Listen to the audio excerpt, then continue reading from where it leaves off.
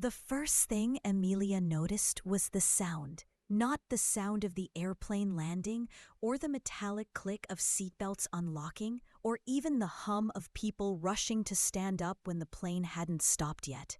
No. What she heard was the murmur of Paris breathing. A distant orchestra of rolling suitcases, impatient horns outside the terminal, laughter carried from somewhere she couldn't see. The kind of sound that made her heart tighten with a single dangerous thought. My entire life might change here. She didn't know why she felt that so clearly. Maybe because she needed this change more than she was willing to admit.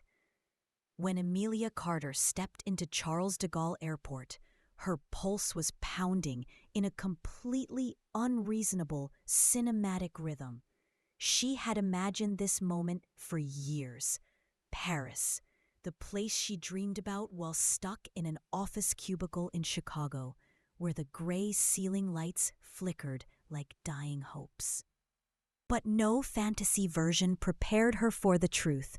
Paris smelled like espresso, cold air, and unpredictable destiny, and Amelia was about to walk right into it. She tightened her grip on her suitcase, trying to appear like someone who belonged here, chic, composed, effortlessly French, the kind of woman who always knew which metro line to take and never spilled her coffee. But then she saw the sign, her name, Amelia Carter, Hôtel Beaumont, held by a woman who could easily be mistaken for a fashion editor. Tall, angular, wearing a black blazer sharp enough to slice through the air, she stared at Amelia with a polite smile that was somehow both professional and slightly judging. "You must be Amelia," the woman said, with a delicately accented English. "Welcome to Paris. I am Clémence, your orientation coordinator." That sounded important. Terrifying, but important. "I'm so happy to be here," Amelia said, trying not to sound breathless. Clémence nodded once. "Your luggage? It's—" Amelia turned to grab her suitcase and promptly knocked over her second bag, which slid across the floor like a rebellious toddler. Clémence blinked slowly, as if reassessing everything she'd just assumed about Amelia. Perfect. 15 seconds in Paris, and she already looked like a malfunctioning tourist. But Amelia forced a smile, picked up her runaway bag, and followed Clémence toward the exit. And the moment the automatic doors slid open, Paris poured into her. The crisp breeze, the chaotic charm, the impossible beauty wrapped in noise and movement. She felt alive, too alive, and that was precisely when it happened. A bicycle flew past her so fast she only saw the blur and heard a voice. "Attention!" A man, French, low voice, urgent tone, and a scent of something warm. Cedar, cold air, maybe a hint of espresso. Time slowed just enough for her to register the man turning back, slowing his bike, pushing up his helmet visor, and revealing the kind of face that ruins emotional stability. Sharp jawline, warm chestnut eyes, and an expression caught somewhere between amusement and apology. "You're jet-lagged, I presume?" he said, switching to English effortlessly. Amelia opened her mouth. Nothing came out. Her brain had apparently decided to take a vacation the moment she landed. The man laughed softly. "Welcome to Paris." Then he pedaled away, disappearing into the traffic with cinematic irresponsibility. Clémence exhaled with the dramatic disappointment of someone whose life was endlessly complicated by charming Frenchmen on bicycles. "That," Clémence muttered, "is exactly the type of distraction you must avoid." Amelia wasn't listening. She was still staring after him. Her Paris story had officially begun, and she had no idea just how much trouble that single bicyclist would cause her. The ride from the airport to central Paris was a blur of elegant buildings, golden balconies, trees wrapped in winter sunlight. Emilia pressed her face to the car window like a child seeing snow for the first time. Her hotel, Hôtel Beaumont, appeared like something out of a dream. Or more accurately, something out of a luxury magazine Emilia wasn't wealthy enough to subscribe to. Cream-colored stone, ornate black railings, fresh flowers at the entrance, employees gliding like ballerinas. Clémence led her through a marble lobby and into an interior Emilia wanted to live in forever. "You will start your on-site training tomorrow morning," Clémence announced. "You are replacing a junior communications assistant who unfortunately left abruptly." "Left?" Emilia asked. "Fired," Clémence corrected, "for poor performance. Please don't repeat the pattern. No pressure." Emilia attempted a confident smile. Her room key was handed over, her orientation packet too heavy, her anxiety too visible. Inside her room, a charming space with a tiny balcony and a breathtaking view of Parisian rooftops. Emilia collapsed on the bed. She opened her laptop.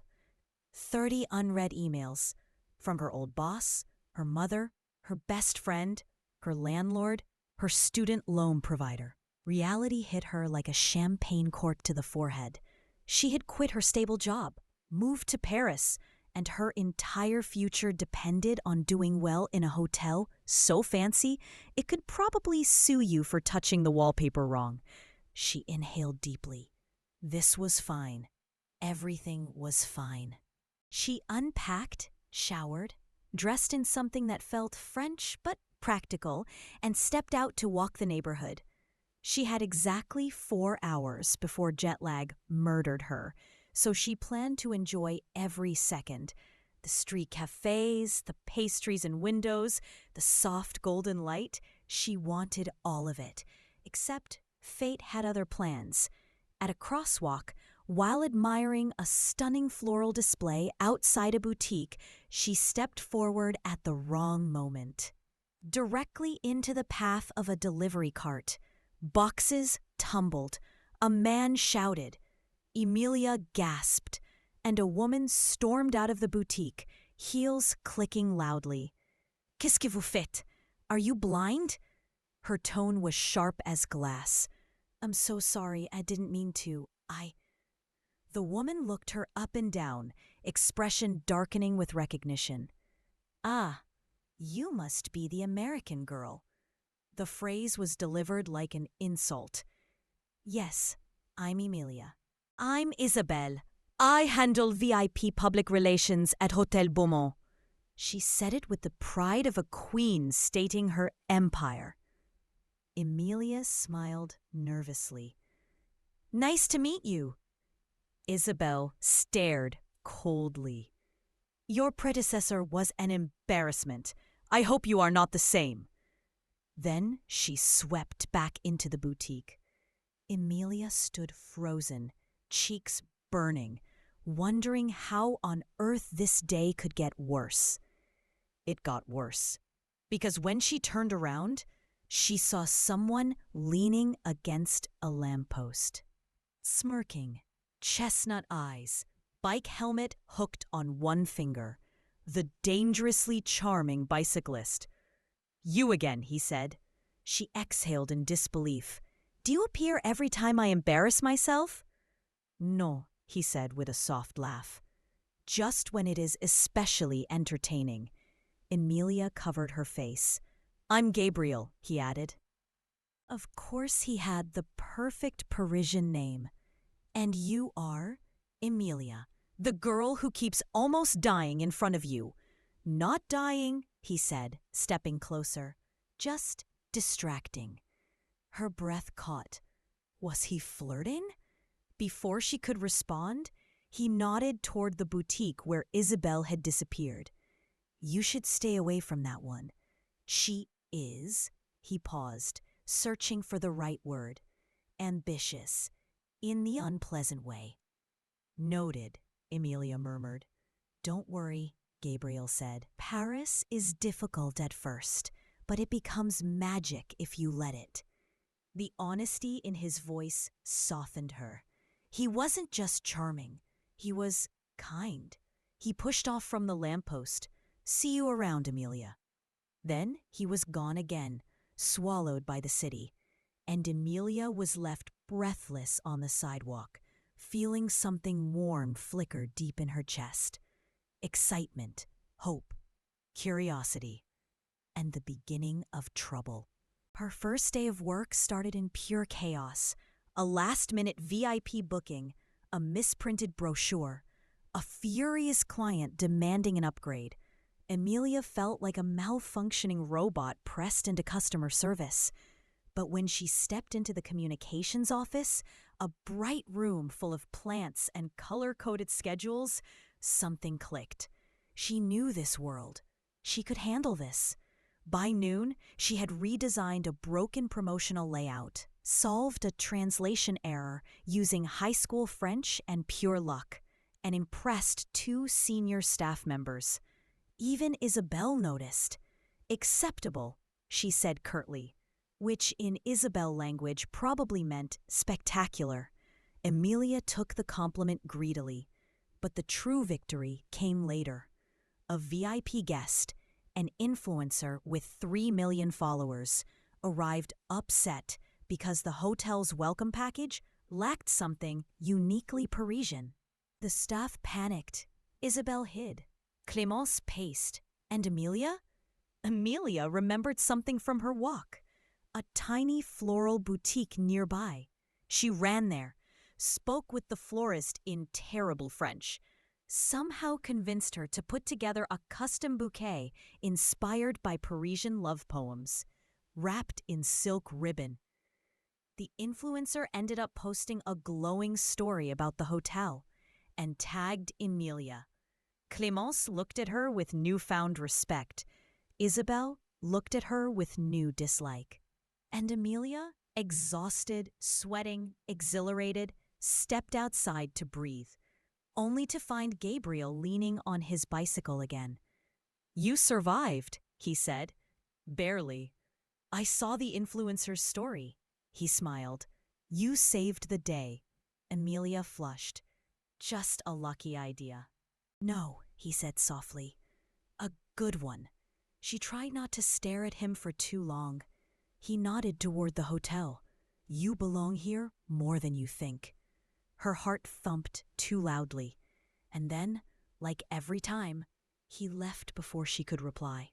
Amelia leaned back against the wall, warmth blooming in her chest. Her first victory, her first spark of real confidence, her first real moment of connection. But deeper storms were already forming. Paris never let anything stay simple for long. There are days in Paris that feel painted by angels, where every shadow is soft and every corner holds beauty. And then there are days that feel carved by chaos. Emilia's 4th week in Paris was both. She woke up early that Friday morning, sunlight spilling across her bed in a way that felt like a blessing. She had work she enjoyed, colleagues who tolerated her more each day, and a city that was finally beginning to feel less like a dream and more like a possibility. But there was also Gabriel, the bicycle man who kept appearing whenever her life wobbled off balance, the man with warm eyes and confusing charm, the man she shouldn't be thinking about, because she didn't even know the basics about him. But she felt him, his presence, his attention, his timing, that impossible timing of showing up exactly when her heart was most unguarded. She wasn't ready to admit it, but something inside her had begun to lean toward him, dangerously. And that Friday was the day everything, absolutely everything, began to crack. It started with a meeting. She entered the communications office, clutching her notebook and digital tablet, ready to present her proposal for the hotel's new social media campaign. She'd spent days on it, nights. 3 coffees too many. But the energy in the room felt wrong. Everyone was tense. Clemence wasn't smiling. Isabelle was typing with the speed of a demon preparing a curse. "What happened?" Emilia asked softly. Clemence exhaled. "A catastrophe. A VIP guest canceled their reservation last night. They said our previous interaction with them was unprofessional." Emilia kept listening. "Apparently," Isabelle added with a restrained smile, "the guest felt that someone from our staff contacted them informally on social media, without authorization." Clemence turned to Emilia. "Your bouquet idea went viral. The influencer praised you, but also implied you were personally handling VIP coordination." "Oh," Emilia whispered. Her stomach dropped. "I didn't say I handle VIPs," she said quickly. "She just tagged me." Clemence nodded sympathetically. "We know. But the VIP who canceled assumed it was official communication. They felt we overstepped." Isabelle folded her arms behind her back. "Which is why," she said calmly, "the management wants to speak with Emilia." Emilia's heart hammered. Now. The meeting with management wasn't cruel. It was quiet, measured, professional, which somehow made it 10 times worse. They explained that while the influencer story brought positive visibility, it also blurred professional boundaries. Emilia should not have interacted directly unless instructed. The hotel prided itself on strict protocol. She apologized, repeatedly. They accepted her apology, but left her with a warning that felt like a punch to the chest. "Paris is full of creativity," the general manager said. "But creativity without structure is chaos. You must learn the way we do things, or you will not last here." Her skin burned with embarrassment. Her throat tightened. She nodded, even though her heart was screaming.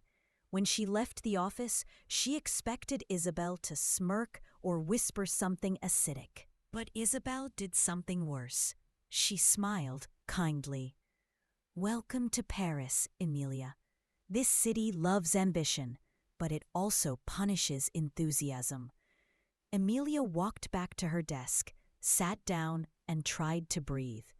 Something had shifted. Something inside her. Something around her.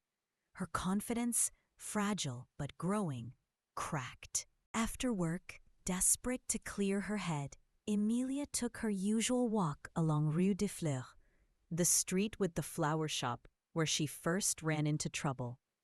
She hoped the fresh air might dissolve the knot in her stomach. Halfway down the street, she saw him, Gabriel, laughing, talking, leaning closely toward a woman. The woman was stunning in that intimidating Parisian way, tall, elegant, wearing a silk scarf that looked more expensive than Emilia's monthly rent. Gabrielle touched the woman's arm. The woman tilted her face up and smiled at him. Emilia froze. Something inside her, something she didn't want to acknowledge, twisted sharply. She shouldn't feel this. She barely knew him. He wasn't hers, not even close.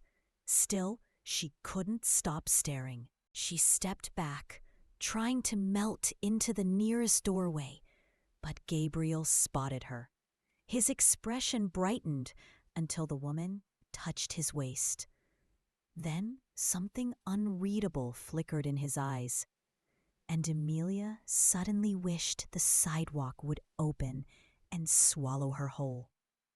"Emilia," Gabriel called, walking toward her. "I want you to meet—" "No," she blurted, too sharply. "I mean, I can't right now. Sorry." His smile faltered. "Emilia?" She shook her head, muttered a weak excuse, and rushed past him, pretending she didn't hear him calling after her. Her chest felt tight, her stomach hurt, and she hated herself for caring. When Emilia reached her hotel room, her phone buzzed. A message from her former landlord. Your bank transfer didn't go through. I need the pending payment by Monday or the late fee doubles. She blinked hard. Her savings were gone, but they were thinner than she pretended. Rent in Paris, deposits, travel expenses, supplies, a damaged suitcase she'd had to replace. And now this. Her hands trembled slightly as she sank onto the edge of the bed. Her Paris dream, beautiful, impossible, fragile, felt like a glass sphere with cracks spiderwebbing across the surface. And she couldn't shake the image of Gabriel with that woman. Was she his girlfriend? His fiancée? Someone he'd never mentioned because why would he? After all, why would he choose the chaotic American who kept stumbling into disasters? She curled her knees to her chest, eyes burning. She had come to Paris to reinvent her life, to grow, to prove she belonged somewhere magical. But now she wasn't sure she belonged anywhere. The next morning was quiet in that suffocating way, where everything feels muted, blurred, wrong. Emilia woke up before sunrise, unable to sleep. Her room was cold. Her heart felt colder. She went to the tiny balcony, opened the doors, and stepped outside. The rooftops glowed under a pale blue dawn. Chimneys, old stone, distant church bells. It should have been beautiful, but today it looked indifferent. She felt small, very small. And then, as if pulled by instinct, Emilia walked to the bathroom mirror. The mirror scene. The one every heroine eventually faces. The moment where you either confront yourself or crumble. She stared at her reflection. "I don't belong here," she whispered. The words felt poisonous. She was too loud, too naive, too eager, too American, too everything but French. And Paris, this city of elegance and sharpness and unspoken rules, kept reminding her. Her chest tightened. Tears gathered. She pressed a hand over her mouth, trying not to sob. "Oh, this is stupid," she said to the mirror. "I wasn't supposed to fall apart this fast." But she did. Quietly, painfully, alone. Work didn't distract her. People noticed. Clémence asked if she was okay. Isabelle gave her longer, calculating stares. Emails piled up. Tasks blurred. Nothing stuck. Nothing flowed. The world was cotton-wrapped. And every time Emilia typed something, she heard the manager's words. Creativity without structure is chaos. Chaos. Just like her. It happened at lunch break. She stepped outside to get some air and leaned against a small wall near the courtyard. Her phone vibrated. A message from Gabriel. "Can we talk?" She stared at the screen, heart pounding. She typed, "Now isn't a good time." A moment later, "I saw you yesterday. You looked upset." She swallowed hard. "I just have a lot on my mind." "Then let me help. Meet me tonight, please." She closed her eyes. She couldn't do this. Not now. Not when she wasn't thinking straight. Not when she felt stupid, emotional, insecure. And not when he clearly had a life, maybe a girlfriend, she knew nothing about. "I can't," she wrote. And then, before she could change her mind, she turned off her phone. Sunday morning arrived like a reluctant blessing. A slow sunrise, a cup of weak coffee, a mind still tangled in fear, but less heavy. Emilia breathed in deeply. She had a choice now, break or build. And somewhere deep inside her, the second option felt louder. She sat at her desk, pulled out her laptop, and began analyzing everything that went wrong. Boundaries unclear, overstepping without guidance, Misaligned expectations, emotional distractions, fear of asking for help, a habit of trying to impress instead of understanding the system. She didn't. She needed to adapt. Not become French, not become perfect, but find a version of herself that could survive and thrive here. She spent the next 4 hours creating a new communications proposal for the hotel. Structured, clear, professional, but still creative, still her. When she finished it, she felt something she hadn't felt in days: strength. She printed the proposal, walked into the office, and approached Clémence. "I'd like to show you something," Amelia said. Clémence read it carefully, slowly, thoughtfully. Then she looked up, eyes warmer. "This," she said, "is very good. You found the balance. This is exactly the direction we need." Amelia breathed out. "But," Clémence added, "you need to present it to the general manager, yourself." Amelia froze. "Me?" "Yes," Clémence said. "You made the mistake, now you make the solution. That is how Paris respects you." So Amelia did the tariff. She went to the manager's office, knocked, entered, spoke. Her voice shook at first, then steadied. The manager listened without interrupting. When she finished, he nodded slowly. "Miss Carter, this is impressive. You've learned quickly. I appreciate the initiative."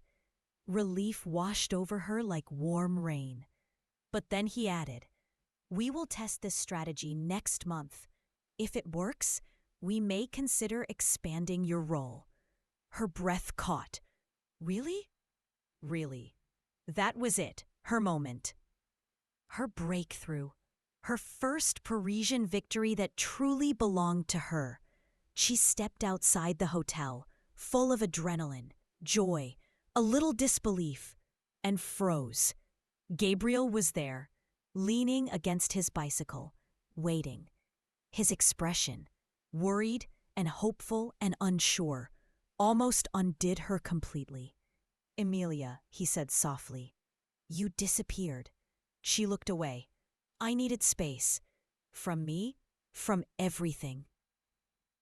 He stepped closer, carefully. "Then let me fix the thing I think hurt you most." Emilia didn't answer. He took a breath. "The woman you saw me with, she's not my girlfriend." She looked up sharply. "She's my cousin." Amelia blinked. "And she was scolding me," he said with a sheepish smile. "She said I was being an idiot for not asking you out properly." Heat rushed to Amelia's cheeks. "And," he continued, voice lower now, "she was right." Amelia couldn't breathe. He took one more step. "I like you. More than I should. More than's convenient. But I didn't want to push you. I didn't want to complicate your new life here." Amelia stared at him, everything inside her unraveling and knitting back together at the same time. "Paris is overwhelming, I know," he said, "but you don't have to go through it alone." Her eyes softened. "Gabriel," he smiled faintly, "let me take you to dinner tonight. No pressure, no expectations, just two people who seem to run into each other at the exact right or wrong moments." She inhaled deeply. This was her turning point. Her chance to choose a version of herself who didn't hide, didn't run, didn't fear connection. She nodded. "Okay." His smile, the one she hadn't realized she'd been craving, bloomed gently. "Okay," he repeated, "tonight." And for the first time in days, Emilia felt light, not naive light. Not dreamer light, but strong light, balanced light, ready light. She walked back into the hotel with her head held high. Paris wasn't breaking her.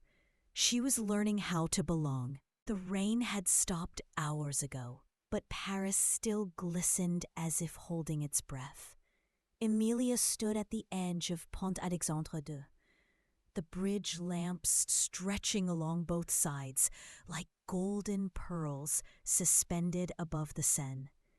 She wrapped her coat tighter around her body. It wasn't the cold. It was everything that had happened in the last 2 days. The job offer, the unexpected dinner with Luc, the unsettling chemistry with André, the jealousy of the assistant, the unspoken tension floating above every interaction like a fragile perfume bubble waiting to burst. And here she was now, standing on a bridge at midnight, waiting for a man who made her feel far too alive, far too fast. André's message still glowed on her screen. Meet me on the bridge, midnight. I owe you the truth. Truth, a tempting, dangerous word. She stared at the black water swirling below, trying to steady herself. What truth could possibly explain the way he looked at her one moment and avoided her the next? What truth could explain the warmth in his voice, the sudden distance, the confession-like softness that appeared in his eyes when she least expected it? Footsteps approached, slow, uncertain, familiar. Emilia didn't turn. She felt him before she saw him. Emilia, André said quietly, almost like an exhale. She pivoted toward him, and for a moment she forgot to breathe. His hair was tousled by the wind, his coat slightly undone, as if he had left wherever he'd been in a hurry. But it was his eyes that unraveled her, intense, conflicted, filled with something she didn't dare name. You came, he said.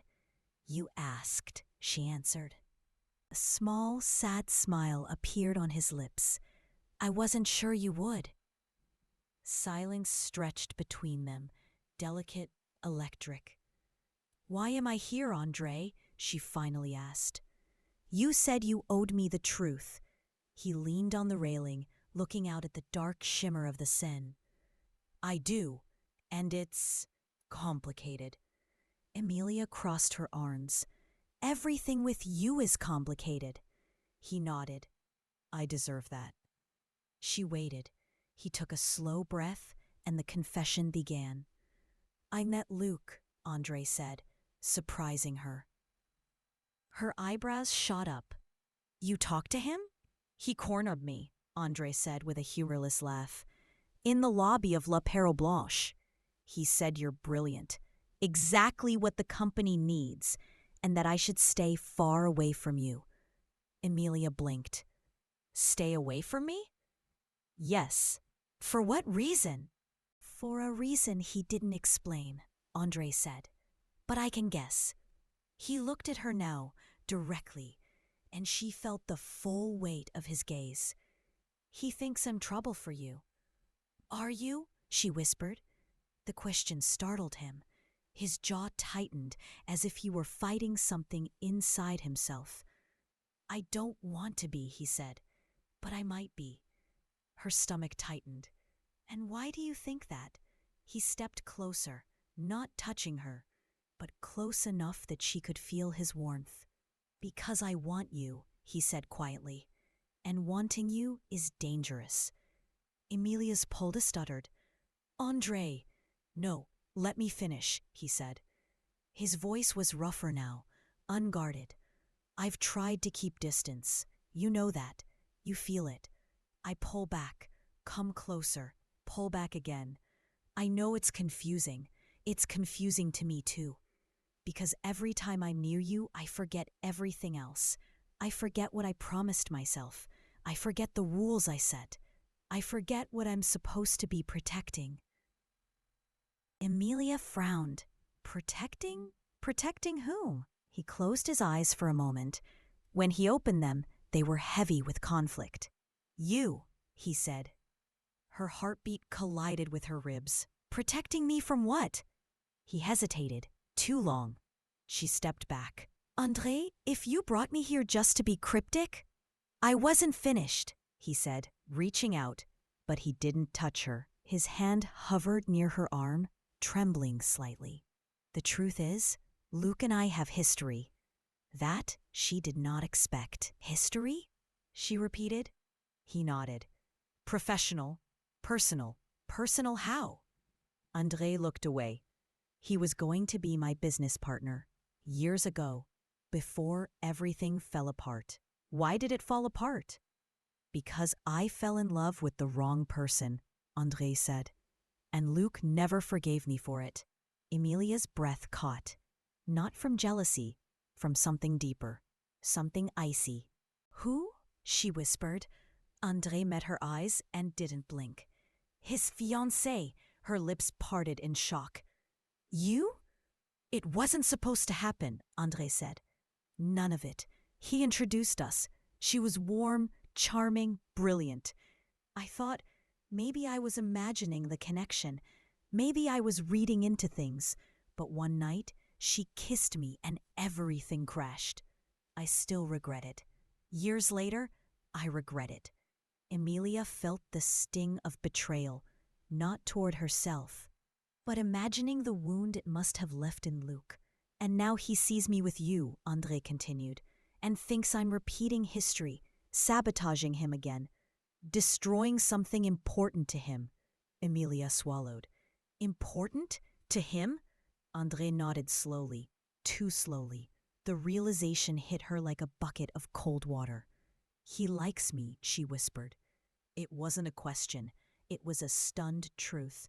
André's silence confirmed it. Luc likes me. He does, André said quietly. A lot more than you think.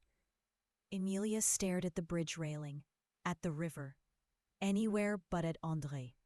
And you didn't tell me? I didn't think it was my place. But you used it as a reason to keep me at arm's length, she said, her voice trembling between anger and heartbreak. Yes, he admitted, because if something happens between us, it will break him. And I already broke him once. The words landed heavy and painful. She felt a sharp twist in her chest.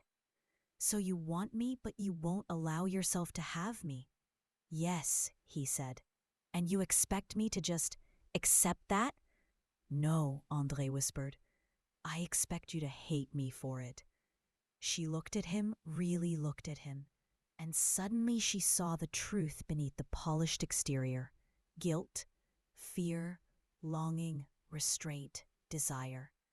André, she said softly, you're not protecting me, you're protecting yourself.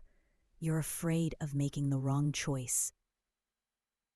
His breath caught. And you're even more afraid of wanting something you can't control. He closed his eyes as if the words hit too close. She stepped back. If you want me, say it. If you don't, say that too. But don't keep me in this half-world. I deserve clarity. He opened his eyes. Emilia, he whispered, I want you more than I've wanted anything in years. Her heart cracked open, but only for a second. Then why are you letting someone else make the decision for you? His expression shifted. Pain, longing, fear, all tangled. Because, he said, the last time I followed my heart, I destroyed someone, and I won't do it again. A quiet wind passed between them. And what about me? Emilia whispered. What if you destroy me by walking away? André froze, the truth hitting him like a blow. He started, but he didn't finish. He didn't know the answer. And Emilia couldn't breathe the Paris air anymore. She needed escape, distance, a moment to think. So she stepped back, slowly, painfully, and said, I can't do this. He reached for her again, but she moved out of reach. Emilia, no, until you decide what you actually want, there's nothing more to say. She walked past him, footsteps echoing on the empty bridge, leaving him in the glow of the street lamp, the most beautiful man she had ever met, and the most confusing. She didn't look back. The next morning, Emilia woke up to a buzzing phone, a splitting headache, and an inbox full of messages, half from Luke's assistant, cold, clipped, passive-aggressive, half from Andre, short, emotional, then regretful, then silent. Her brain felt like static. She dragged herself to the bathroom, splashed water on her face, tied her hair into a messy bun, and forced herself to think about something else, anything else. Work. Work was safe. Work didn't kiss her with his eyes. Work didn't confess at M. But the moment she walked into La Perle Blanche for her morning meeting, her stomach dropped. Luke was waiting for her in the lobby, with flowers. "Bonjour, Emilia," he said brightly, handing her a bouquet of pale pink peonies. She blinked. "Luke, these are beautiful." "And very deserved," he said with a charming grin. "After all, you were brilliant yesterday. The director raved about you all night." She smiled awkwardly. "Thank you." Luke's eyes softened. "Are you okay? You look tired?" She forced a laugh. "Long night." He nodded sympathetically. "Paris can be overwhelming, especially in the beginning. But don't worry, you're not alone. I'll help you." His warmth, so effortless and open, made guilt gnaw at her. Because she knew now what he felt, and he didn't know yet that Andre had told her. Luke clasped his hands together. "Actually, I hoped we could talk, privately." Her pulse sped up. "About what?" He smiled, shy, unlike him. "Something important. Something about us." Before she could respond, someone approached behind her. A presence she felt before she saw. Andre. He looked exhausted, tense, unshaven, as though he hadn't slept since the bridge. And maybe he hadn't. "Luke," Andre said stiffly. "Bonjour," Luke replied, smile tightening. Andre's eyes flicked to Emilia, softening instantly, and she felt her chest twist. Luke noticed. The air turned thick, very thick. "So," Luke said, stepping slightly closer to Emilia, "shall we go talk?" Andre stepped forward, unable to stop himself. "I need to speak to her too." Luke's smile vanished. "About what?" Andre's jaw tightened. "About something important." Now they were both standing in front of her, both waiting, both tense. "Emilia," Luke said gently, "come with me." "Emilia," Andre whispered, "please." Her heart pounded in her ears. This was exactly the crossroads Andre feared, and now she was the one who had to choose. She looked between them, one warm and certain, the other conflicted and magnetic. Her breath trembled. "Luke," she finally said, "give me 10 minutes." Luke hesitated, clearly unhappy, but nodded and walked toward the elevator. Andre exhaled in relief. "Emilia." "No," she said instantly. "If you called me just to repeat what you told me last night." He stepped forward, desperation in his eyes. "I'm choosing you." Everything inside her stilled. "What?" she whispered. "I'm done running," Andre said. "I'm done hiding behind guilt and fear. I'm done pretending I don't feel what I feel. I choose you, Emilia, if you'll still have me." Her breath caught, a wildfire of hope igniting in her chest. "And Luke," she said. Andre swallowed. "I'll talk to him. I'll face it. I should have done it years ago. I won't let fear dictate." Her knees weakened slightly. "And us?" she whispered. "Us," he repeated, stepping closer until their foreheads almost touched, "is the only thing that feels right." She closed her eyes, overwhelmed, dizzy, aching. And then the elevator dinged. Luke stepped out again, but this time he wasn't smiling. He had come back for her. He had heard all of it. His eyes, usually full of light, were storm dark now. He looked at Emilia, then at Andre, then back at Emilia. "It's him," Luke said quietly. "Isn't it?" Her throat closed. She didn't answer. She didn't need to. Luke's expression cracked. Pain, betrayal, heartbreak, resignation. "I see," he whispered. "I suppose history does repeat itself." And he turned away. Emilia stepped forward. "Luke, please." But he lifted a hand. "No, it's fine. I just need time." He walked away. Andre watched him, guilt carving deep lines into his face. But Emilia slipped her hand into his. "Andre," she whispered. He looked at her, his eyes softening. "This time," she said, "don't walk away from me." He didn't. He pulled her into his arms, finally, fully, and kissed her forehead, her cheek, then hovered at her lips with trembling restraint. "Are you sure?" he asked. She nodded. Yes. Their lips met, soft, hesitant, deepening into something that felt like a promise, a surrender, a new beginning. Paris hummed outside, eternal and romantic, and Emilia finally felt like she belonged.